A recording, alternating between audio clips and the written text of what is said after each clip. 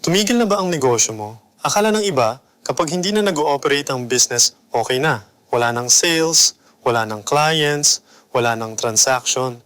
Pero sa BIR, hindi automatic na sarado ang negosyo mo. Kung active pa rin ang BIR registration mo, active pa rin ang filing obligations mo.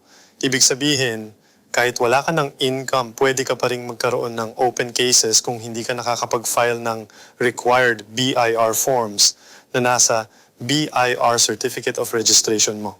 At kapag may open cases, pwede ring magpatuloy ang penalties.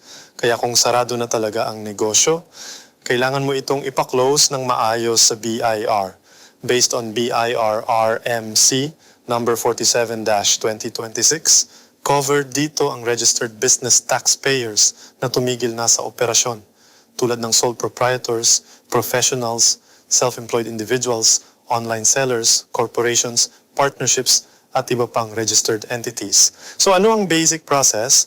Step 1, ihanda ang documents. Usually kailangan ng BIR, Form 1905, ending inventory kung applicable, unused invoices or receipts, books of accounts.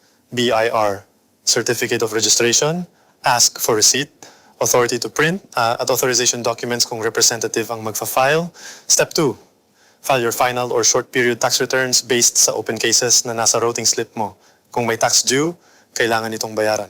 Kung walang activity for certain periods, maaaring kailangan pa ring mag-file ng zero returns para walang maiwang gap sa compliance. Kung nakapag-file naman at hindi na post sa system ng BIR, pwede i-process ng data fix.